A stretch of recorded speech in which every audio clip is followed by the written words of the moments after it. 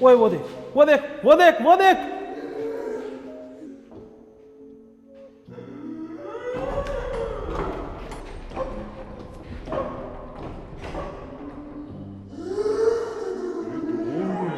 ये दो कैसे हो गई?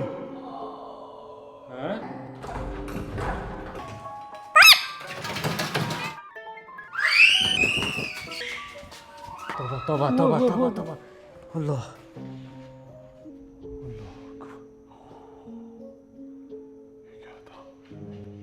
ये दूसरी कौन है? ये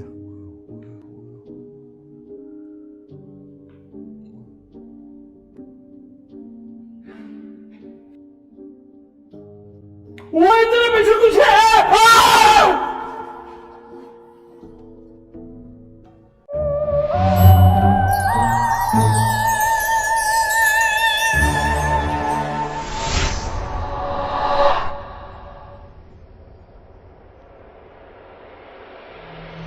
नमस्कार दोस्तों, एमजूबी पॉडकास्ट पर आप सुन रहे हैं भूतिया अस्पताल की सच्ची घटना।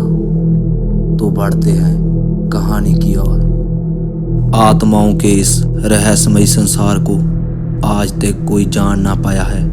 हमारे इधर गिधर होने वाली अजीबोगरीब आहटें इनके होने का अभ्यास करती हैं। कभी कभी कुछ ऐसी घटनाएं हमारे आसपास घट जाती हैं जिन पर कोई भी आसानी से विश्वास नहीं कर सकता। कुछ ऐसा ही उत्तर प्रदेश के मऊ जिले के प्रधा ब्लॉक के स्वास्थ्य केंद्र में हुआ, जहां आज भूत प्रेतों ने अपना कब्जा जमा लिया है। उस अस्पताल से होने वाली तरह तरह की आवाज़ों से तो ऐसा लगता है जैसे कि अस्पताल के अंदर कोई डॉक्टर इलाज कर रहा हो और किसी मरीज का इलाज चल रहा हो। कभी किसी के इंजेक्शन लगवाने पर चीखने की आवाज़ आती है तो कभी किसी के ऑपरेशन थिएटर में लेटने की छाया। इस स्वास्थ्य केंद्र में अचानक रोशनी के नजर आने और फिर अंधेरा हो जाने से सारा दृश्य बहुत खौफनाक लगता है, क्योंकि सबको पता है कि इस अस्पताल के अंदर वर्षों से ना कोई जाता है और ना कोई आता है। फिर भी अस्पताल से ये दिल दहलाने वाली आवाज़ें हर किसी को भयभीत करती है। कितने ही लोग इस अस्पताल से निकलने वाली भूत की आवाज़ों सुनकर डर के मारे इस गांव को छोड़कर भाग गए। बताया जाता है कि वर्ष 1982 में जब मऊ उत्तर प्रदेश के प्रताप ब्लॉक में वर्षों की प्रतीक्षा के बाद ये स्वास्थ्य केंद्र बना तो गांव के लोगों में खुशी की लहर दौड़ गई, क्योंकि बहुत इंतजार के बाद गांव वालों को एक अच्छा अस्पताल मिला था।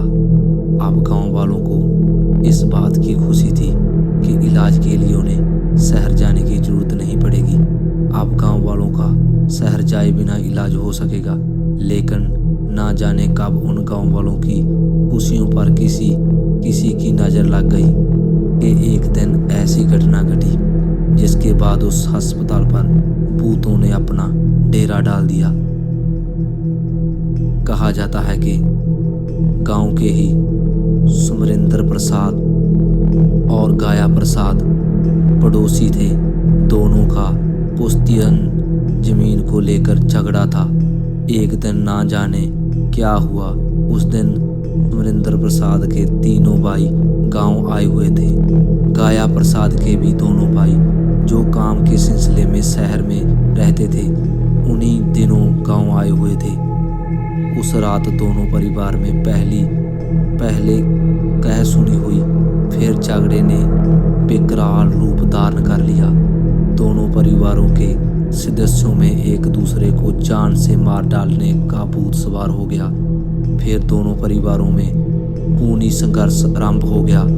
दोनों परिवारों के लोगों ने धारदार हथियार निकाल लिए। दोनों तरफ से खूनी संघर्ष शुरू हो गया, जिसके परिणाम स्वर्ण रूप सुमरिंदर प्रसाद और उसके तीनों भाइयों और गाया प्रसाद और उसके दोनों भाइयों बुरी तरह सभी गांव वालों ने उस नवे अस्पताल पर उन लोगों को भर्ती करवाया।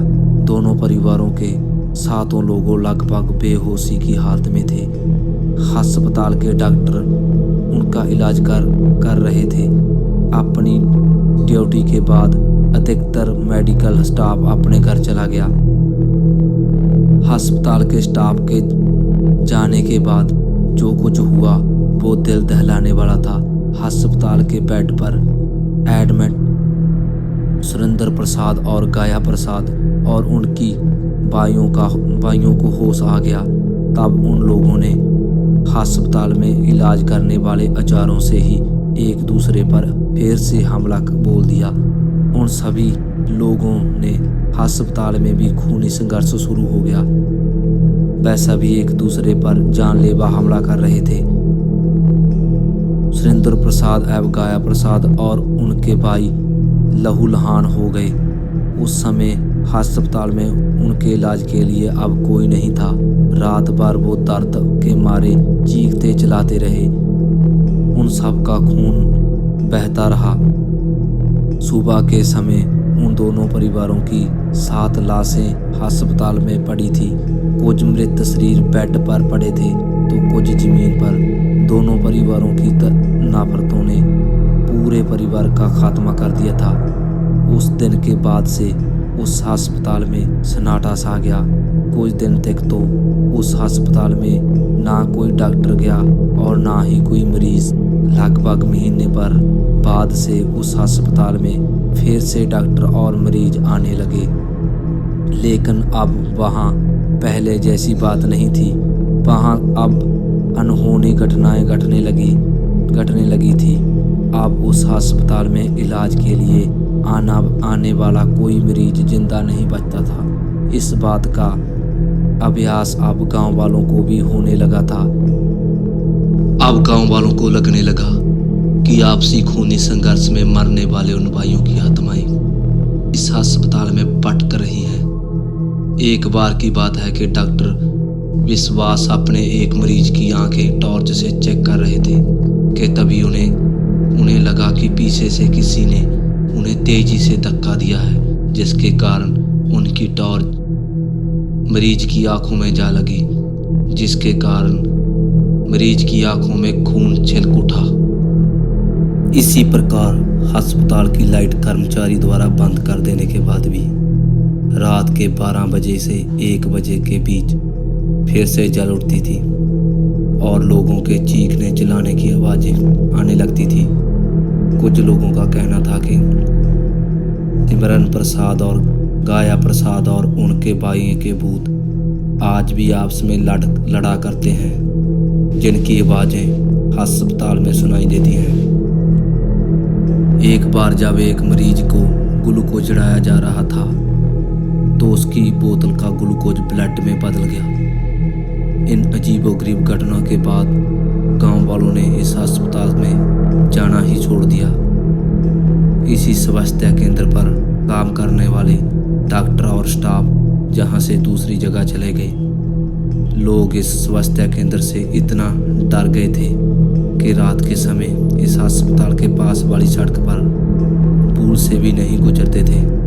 ये अस्पताल भूतिया अस्पताल के नाम से जाने लगा। दोस्तों, एक बार की बात है कि एक परदेसी व्यक्ति अपनी कार से इस गांव में आया था। उसे इस भूतिया अस्पताल के बारे में कोई जानकारी नहीं थी।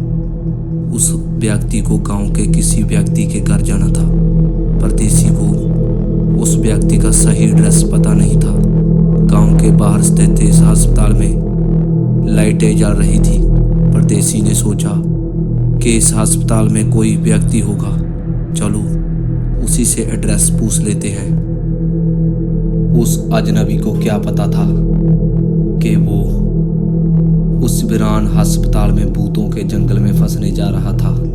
शहर में आए उस परदेसी व्यक्ति ने गांव के उस रहस्यमयी स्वास्थ्य केंद्र पर पहुंचकर जो कुछ देखा तो हैरान रह गया। अस्पताल के अंदर कुछ भयानक चेहरे वाले कई लोग एक दूसरे पर चीख चिल्ला रहे थे।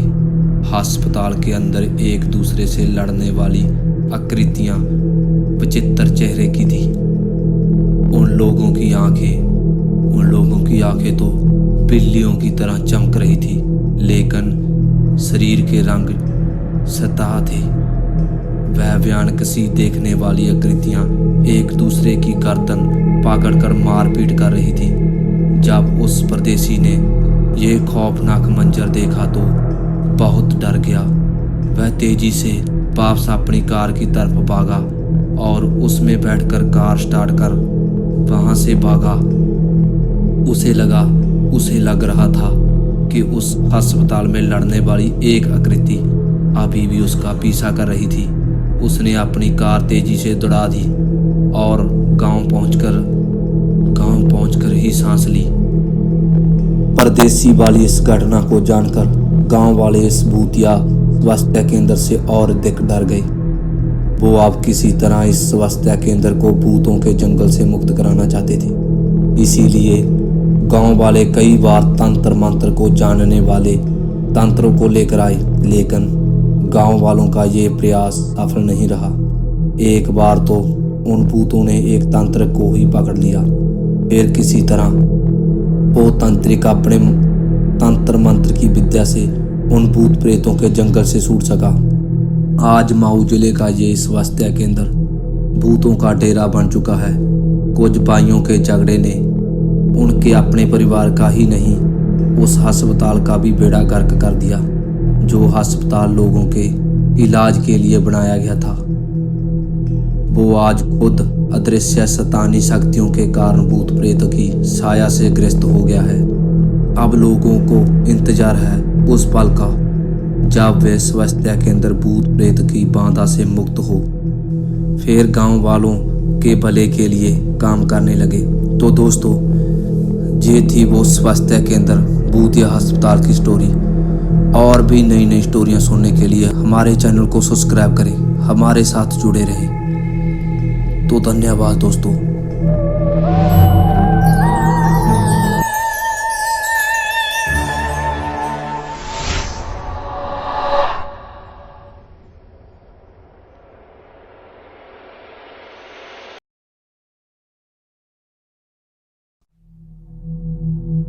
दोस्तों, घर वालों की मर्जी के बगैर सूरज और पायल ने एक होने का फैसला कर लिया था।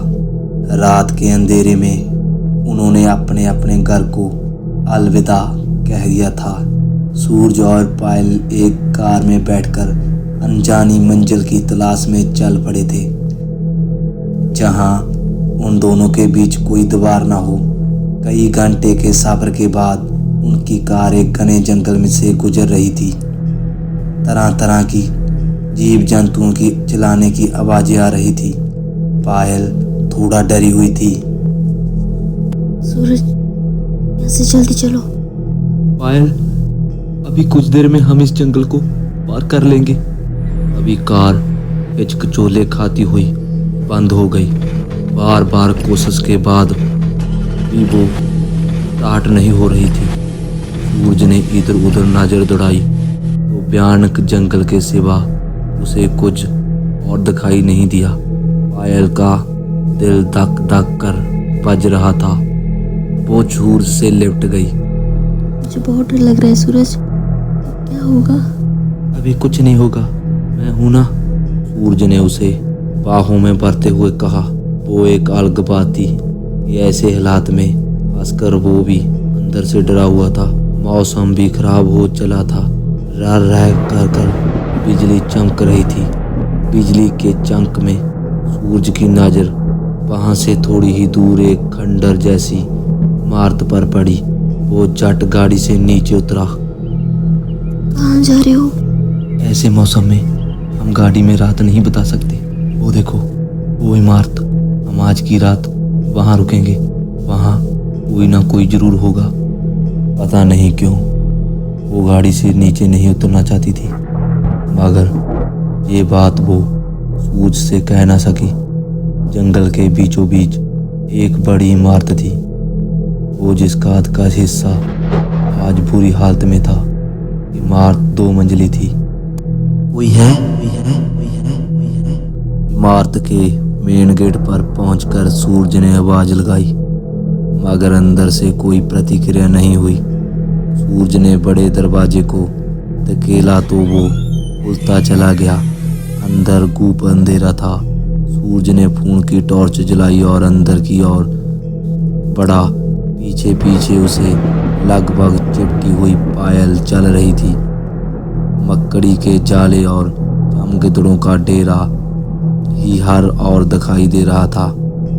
टूटा फूटा फर्नीचर देखकर सूरज ने आसानी से अंदाजा लगा लिया कि कभी ये इमारत बड़ी शानदार रही होगी। एक कमरे में मौजूद बेड पर उन दोनों ने रात काटने का निर्णय लिया। उधर उनके पीछे मौजूद एक टूटी खिड़की से दो लाल आंखें उन दोनों को घूर रही थी। थोड़ा झाड़ने पूछने के बाद वो दोनों उस बेड पर लेट गए। एक फटी सी चादर उस बेड पर बिछी हुई थी। पायल ने सूरज के सीने पर सिर रखते हुए कहा, हमने घर से यूं भागकर गलती तो नहीं की सूरज?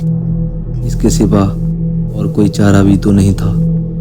हम दोनों घर से नहीं भागते वो आज साथ साथ ना होते। क्या मेरे बिना रह सकती तुम?